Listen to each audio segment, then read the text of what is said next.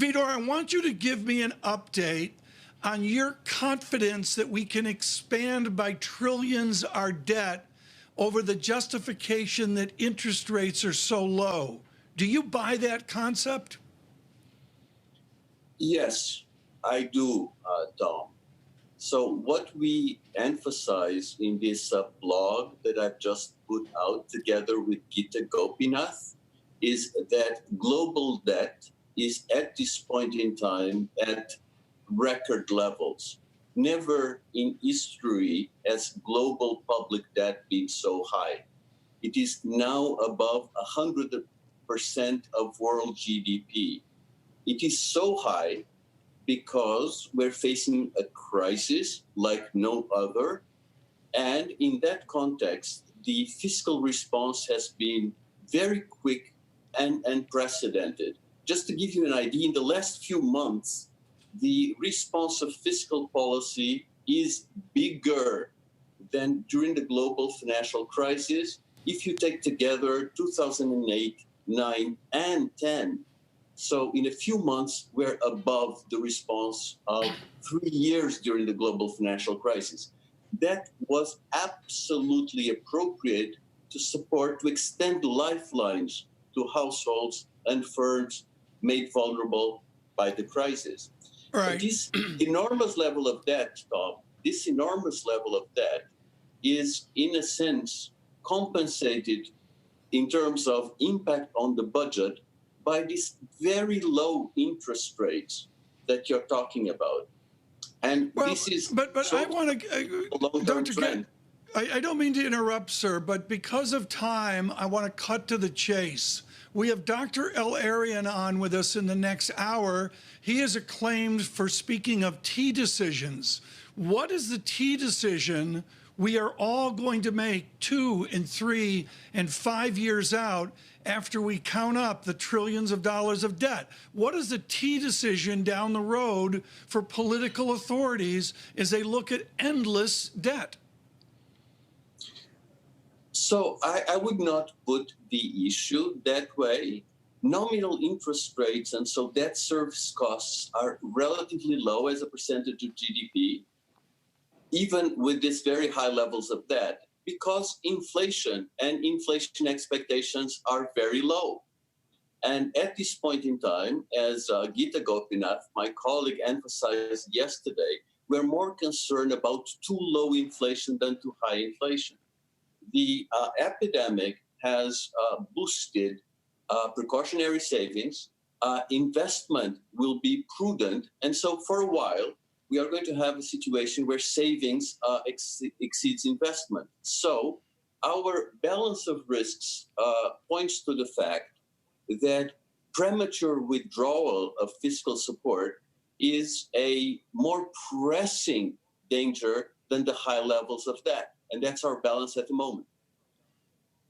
Vitor, there's a question of how companies, how nations are spending the money that they're pumping into their economies as they try to support everything as it gets back up and running. How good a job are nations doing at supporting companies that are viable in the longer term rather than just the zombies that are going to die out, even if they are supported in the short term?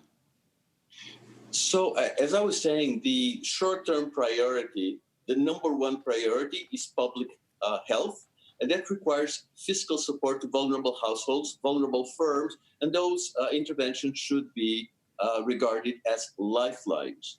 As the situation normalizes, as we pass the phase of the great lockdown, as the economies open gradually, we have, in a sense, to pivot towards policies that facilitate the reallocation of resources.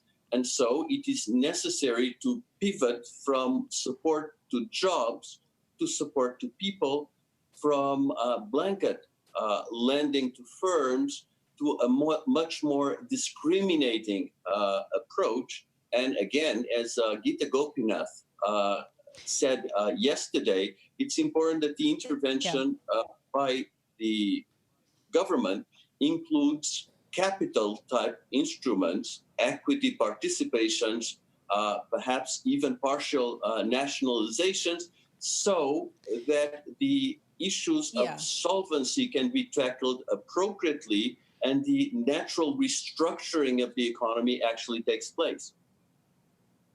Vitor, this is Philosophy Friday. We hear a lot of big ideas, and this has been an era of big ideas as people try to reimagine what society will look like on the other side. There is a question of how good a job in the here and now governments currently are doing, how optimistic you are based on what you have seen, that they will implement the policies as you're talking about.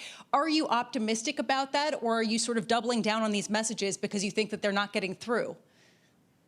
So we are actually quite impressed by how speedy and how effective the interventions by governments have been in the phase of the Great Lockdown. We have put out a annex to the World Economic Outlook with fiscal perspectives, and we have an online document that reviews policies followed by more than 50 countries. What we see is unprecedented action. We see $11 trillion of measures. Many of those measures are measures with above-the-line impact on the budget. They have been crucial to support firms, to support households.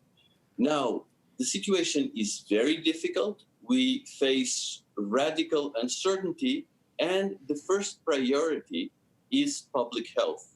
The first priority is to control the epidemic. Why? Because only by controlling the epidemic are we going to be able to reduce uncertainty and so to create conditions for the economy to pick up in a sustainable way, for investment to pick up, and for the transition to a new model of sustainable and inclusive growth to take hold.